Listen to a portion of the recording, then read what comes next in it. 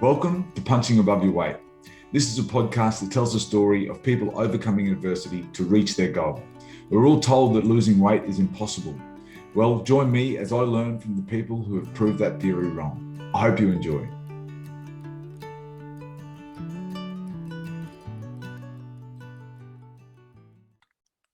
All right, welcome back to episode 21 of Punching Above Your Weight. Today I have a wonderful lady by the name of Josie Ferris, who is actually an Australian who has now lived in the States for, I think, the best part of a decade, 7 years or something, Josie. But I'll let Josie introduce herself and she can give a little bit of her background about, growing up in Australia and then the move to the States, and then just some of the battles and her thoughts around weight early on in her life and sort of where she is today. Over to you, Jazzy. All right. Hi, thanks for having me on today. Not a problem. So I'm 26. I'm mother of 2, and happy Mother's Day for yesterday. Thank you so much. It's actually today over here, so right on time. Oh, perfect. Sorry. But yeah, for the most part of the decade, like you mentioned, I've lived in this country. I've been able to observe kind of differences in people, their eating habits, their activity levels and stuff like that. My heaviest weight, I was 258 pounds. 258 pounds, so roughly off the top of my head, about 120 kilos approximately. Yeah. And I'm not a tall person, so I'm actually 160 centimeters, about 5'3". So that actually took huge strain on my body. Yeah, right. And Josie, sorry to interrupt there. You said when we were talking earlier, you also said like as a kid, you looking back, you were really a healthy weight most of the time. You come from a fairly health conscious family, and there was probably periods, I think you were saying, where you might have been a little bit heavier, but otherwise looking back, weight was never an issue really for you growing up. Is that right? Yeah, absolutely. So I definitely come from a very health conscious family, and we were always doing like after school sports, swimming, carnival, athletics carnival. Those are my favorite times of the year. I look at some school pictures where I'm a little bit chubby, but you'd never think like, oh, she's a overweight child or anything like that. So for the most part of my life, I was never considered in that overweight category. Yeah, right. Okay, and so you moved to the States and you started to gain over in the States through what sounded like it was a toxic relationship, you were telling me. Yeah, so I think a lot of losing weight is super psychological, but also gaining weight, because if you're going through something, it can be, a vice that people use, a lot of the time. Absolutely. And when I look back over the time when I was the heaviest, I was absolutely using food as something to make me feel better. And because I was always going through like these rough times, I was always eating. Yeah. Comfort kind of eating. Yeah. So you were like a young girl, essentially, like you left after school almost immediately to go to the States, Josie. Is that right? Yes. So you were over in the States essentially by yourself. You didn't have much support then, or did you have family over there? Like what was the sort of network of support you had? Well, I mean, I'm very close to my brother who was over here, but he was a few hours away. So I didn't get to see him a lot. And I was essentially, yes, by myself. So I didn't really, my family, they're all very open, honest. And it wasn't until I would like see my family that they're like, what's going on? Yeah, You've doubled in size. Oh, wow. Yeah, right. Yeah. And so were they aware of the, the emotional turmoil you were sort of going through at that point with the relationship? They were aware of it. They didn't know to the full extent, but they definitely knew it wasn't like a healthy relationship that I was in, and also looking at me and my like rapid weight gain. That was another big red flag to them, that I was super unhappy, because I've never been that person growing up. Yeah, right. And so what happened next? What was the line in the sand? Like, how did you, I suppose, change? How did things move forward for you? Well, I mean, during that time, I actually had 2 children back to back. So not only had I gained a ton of weight, but those 2 pregnancies, I gained even more weight. Once you have 2 little ones, you don't even have any time for yourself, feels like.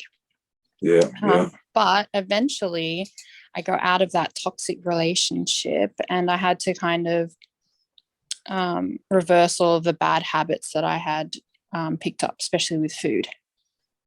Okay. And how did you reverse it? Like, what was some of the tools that you were able to get out? Because I imagine, being still quite young and 2 young kids and not a lot of support, like, that's not an easy sort of feat to overcome. Right. Well, I definitely failed plenty of times. That's part of it. It's a huge part of it. I failed, I mean, countless times. But each time I was, learning things. So in the beginning, I actually had no knowledge about calories. I would look at foods, and I was like, what are calories, carbohydrates? What is macronutrient? I had no idea about anything. So that was the beginning of it. Learning what's going into my body, how much of it I should be eating, and if I take certain things out, how that's going to help me shed some of the weight that I've gained. So that was number 1. Naturally, it was kind of like learn as you go, but naturally I started eating the right foods, and I started feeling better, more energetic. I wanted to get up and do things. So I started like walking. The gym was a bit too daunting for me at that time. Yeah. And I was like, I'm just going to start walking places. I lived in downtown. So instead of paying for an Uber or, driving somewhere, I just started walking, and kept progressing from there. I love it. Just one foot in front of the other. Yeah. Wait, so when you say you failed, Josie, like, can you elaborate a little bit further on that? Because it's I think the thought of failing, like I from seeing many clients over the years, there is this how do I word it? Like the word fail, like, it's quite brutal, isn't it? Like, it's as an example of what you thought to be a failure as you're trying to progress out of it. Well, one of the things that I see is most common in people trying to lose weight is they want it now. So, and that's why the weight loss industry is just booming, because people want to have their ideal body now. So when I say I failed, I'm, in the beginning, I'm like, oh, well, I'm just going to do a 3-day water fast, or I'm just going to eat one meal a day, or something drastic, because I wanted that weight loss now. Instead of when I finally did it, it was more about me starting something and then finishing it and seeing it through all the way, and not paying attention to the numbers on the scales, just being consistent and doing it every single day. That is so interesting, because you're so right. Like, the industry is booming, and the industry is heavily swayed towards these short-term fixes that really aren't the long-term solution, and they're really only ever destined to help someone for a week or 2. And so they're not really helping anyone at all, yet people are seeing this sense of failure, aren't they? Yeah, absolutely. And one of the things that I had to learn as well over time was that seeing weight loss, because I've done some unhealthy kind of stuff in the beginning. Like I said, I failed at those ultimately, but seeing that number drop on the scale, it doesn't mean that I've decreased body fat, which is really what's important now. So that's what I look at. But, someone can do a 3-day water fast or one of these crazy fad kind of diets, and they see the numbers are going down, but it doesn't necessarily mean that their body fat is decreasing, so. No.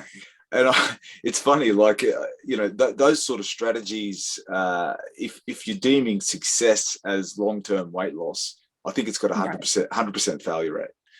Yes, absolutely. No one passes that test, so that's great. So, okay, so you really started to educate yourself, and from there you started to, build your knowledge, and then like we were talking about before, one foot in front of the other. How long did it take you to sort of, I don't know, get to a point where you really felt the momentum was tracking? Well, I don't think it took very long, but I think my worst enemy was actually the scale, because like I mentioned, going down in weight doesn't mean I've dropped in body fat, but also stepping on the scale and sometimes I'm 2 pounds heavier than I was the day before. That was one of my biggest enemies, just looking at those numbers. But when I told myself to not focus on it and just continue going with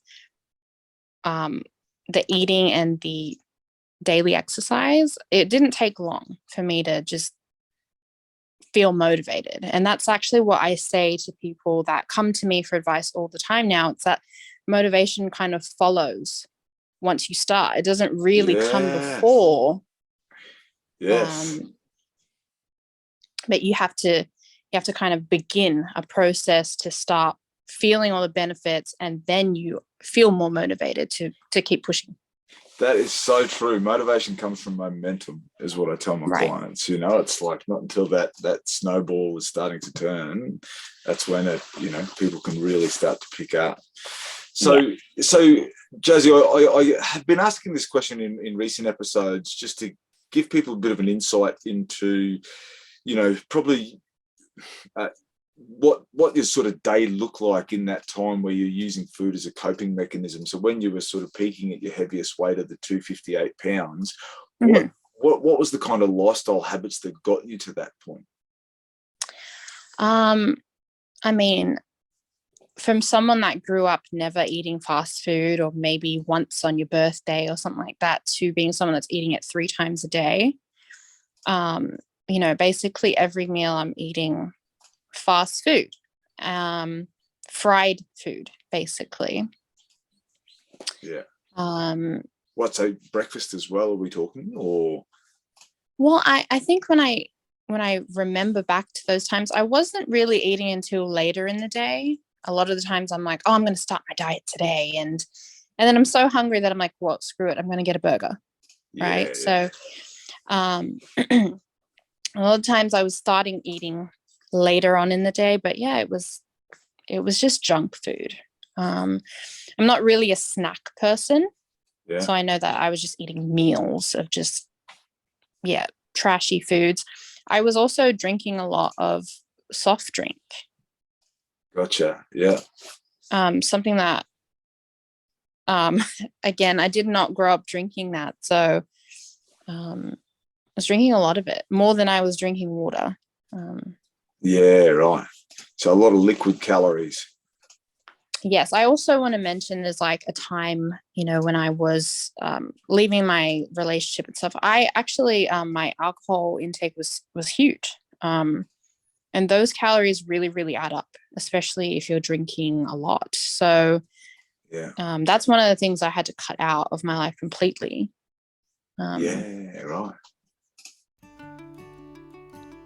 Are you tired of wasting so much time and mental space on trying to eat healthy? Introducing Mealsy. Mealsy is a meal planning app where with just a few simple clicks, you can create a meal plan that contains only dietitian created recipes. You select your food preferences, any foods you wish to avoid, and your goals. And in a matter of seconds, you have a meal plan fit with shopping lists, recipe instructions, and all the nutrition information to give you the confidence that you're eating the right food for you and your family. Go to mealsy.com. That's MEALZEE.com. Thanks. Now, I don't think we've mentioned, but you're now a personal trainer. Yes. And so you've gone on this journey. You've really loaded up on a lot of knowledge, and you've obviously gone and got some credentials, and you're now helping people to do it. What does a day look like now compared to that period of your life where you're at your lowest, if you like? What's it look like food wise, exercise wise? So I totally embrace this really low period of my life and all the things that I learned from being very, very overweight to now helping people overcome that same battle. Because no matter what the cultures are today, I know that it's more acceptable and stuff like that, but you just feel better when you're at your best. So typical day for me is, it's very busy, especially with the little ones, but I have, but at the same time, I find the time to be in the gym for 2 to 3 hours a day. I do at least an hour of cardio on top of that, and I'm running around helping people all day. So as well as eating, I eat my meals every day. It's not like I'm waiting, trying to starve myself or anything. I'm eating for fuel, for energy, and on schedule, if that makes sense. Not restricting my meals. It's more intentional, more planned. Yes. And it's like all about the consistency again. So if I want to eat special food or a treat food, that's maybe once a week. I think that's good for you as well, mentally. I love that. But that's right. Yeah. But for the most part, it's being strict and just holding myself accountable to everything that I believe, basically. Yeah, I love that. And I love, you as a personal trainer now helping people, like the fact that you've got that lived experience is an asset that most health professionals don't have. I think it's great that you've been through a situation where people can relate to what you've been to, and you can relate to their situation. And I think that that's a tool that is so beneficial. Do you find that allows you to engage with your clients a lot more? Yeah, absolutely. So my boyfriend's also a trainer, and he's never been overweight in his whole life. So he sometimes he even has to ask me, but I like to focus on people that are ready and really want to overcome being overweight, because I understand it completely. But when you get to a point where you're ready to make changes, you can do it. And I just know what it's like to be in their position. But yeah, so like I said, my boyfriend's also a personal trainer. He's really good at helping people build muscle, but in terms of understanding an overweight kind of mentality and how it feels like, he has no real understanding of it. He's only read about it, if that makes sense. Yeah. Now, what a great team then you would make. That's fantastic. Yes. I quite often I'll ask the question about, is there anything from any moment from your past or anything from your past that you changed? And I'll let you answer that, and then we'll talk about your answer after. Right. The answer is, in short, is no. I think I've learned so much that I wouldn't take any of it back, and I learned a lot about myself and what I can achieve. Yeah. So I think it's what are we, episode 21? It's 21 and 0 when it comes to that question. No one, despite, you know, the turmoil people have been through, quite often then, you know, it's who they are today, those events in their life. So that's yeah. Now, Josie, one final question before we go. Well, I've got a couple actually, but what is your main motivation? So we just to give a time frame, how long ago were you at your heaviest? So how long have you been on this journey? Well, I've maintained my current weight for quite some time now, but I began making changes in 2020, I believe, 2019 maybe. Okay, so sort of 2 to 3 years. Yeah, you've been able to maintain that, because I think that's a really important concept, because, you know, quite often people will go on these cycles of ups and downs, and they might hit a point and they think, oh, I'll probably just put the weight back on because that's what's happened so many times before. Yes. Whereas real life examples of people that have you know, virtually halved their body weight pretty much, and have been able to hold that now for 2 to 3 years, is an important concept for people to give hope. So it's great to hear that, you know, and you've done it in, you know, the right way. I would you know, conclude. What is your motivation moving forward? Like, how are you going to stick with this? What are the things that keep you going? I think when you do something that makes you feel really good, you're not going to change it, you know. And like I said, I failed many times, but when I really just knuckled down and I said, I'm going to see it through, just so I can show myself that I can actually finish something that I've set out to do. That's my biggest motivation, like just myself. I love it. Intrinsic. That's right. It's coming from within. Yeah. Yeah, that is so good to hear. Okay, and then lastly, Jazzy, just one question more so, and I mean, this is your job now, but what advice would you give to someone who's, you know, in that position you were 2 or 3 years ago, that just needs that little bit of motivation to get moving and move forward? Well, when I look back, really, it took about, if you're just talking about dropping fat, it took about 7 months. You know, it wasn't even really super long time, but I wasn't focused on the time. I wasn't focused on the numbers. I was just going to get it done. Like, I had a goal and I'm just going to get it done. So I think the next 6 months, the next 12 months, they're going to pass, regardless if you start today or if you don't start. But you can really set yourself up for greatness if you just begin, basically. Yes. Yeah, I love that. I often say that with my clients. It's like, you know, let's fast forward 12 months and just pretend we're 12 months from today. Yeah. Things can either be the exact same or they could be different. You know, what have we got to do? Like 10 times better. Yeah, absolutely. Yeah.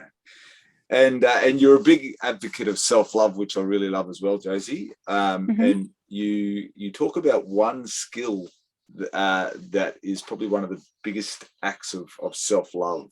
Can you elaborate on what that might be? Yes. So I think it's completely underrated, but you need to eat food every single day. So the biggest justice you can do for yourself is learning how to cook. Yeah. Learning how to cook food, use food as fuel for your body, and, you know, knowing how to garnish foods. Like, it's just one of the best things you can do for yourself, because, like I said, you need to eat every single day. So it's a skill you should possess. Yeah. Yeah, I love that. Like, I mean, as a dietitian, obviously food is my life, but I didn't grow up as, you know, a food lover or a cook. My wife is actually the food lover and cook in our family, and and she actually likes to stand over my shoulder and criticize my cooking all the time. But it's a skill that I've taught myself, you know, as I've obviously taken this on as a career path. But it's something that in our clinics we would do cooking classes for people, because it's like you're giving people this information on how to be healthy, but if you don't give them the skills to do it at the same time, we're wasting our time, you know. So yeah, I really loved your answer to that. It was fantastic. Yeah. Well, Jazzy, thank you so much for coming on. It sounds like an amazing story, and it sounds like you know, if I was living near you and I needed someone to guide me, I'd be reaching out to work with you. How, if someone is looking for a trainer or, you know, a bit of a health coach and they're in the Sacramento area, is that right? Work in the Sacramento and the Bay Area. Do you do any online? What if someone was all over the world? Yeah, absolutely. We do online sessions as well. So Okay. if anyone was interested, they can always contact me directly on Facebook. I always answer everyone's questions. Josie Ferris is my name. And or you can go directly to our website, which is kickstartperformance.com. Okay, awesome. We'll put that link in the show notes so people can just click on it and find you as well. Thank you. All right, Jazzy. Well, thanks for your time and enjoy the rest of your Mother's Day. We're on a Monday here in Australia, so we're a day ahead, but hopefully we'll get this podcast launched pretty soon so that people aren't thinking Mother's Day was months ago. And yeah, you enjoy the rest of your day, and I hope you get spoiled. Thank you so much. Thanks, Jazzy. Thanks for listening. I hope you learned something from this podcast. Please subscribe, and if you have your own story to tell, please email us at hello@scoot.co. Thanks.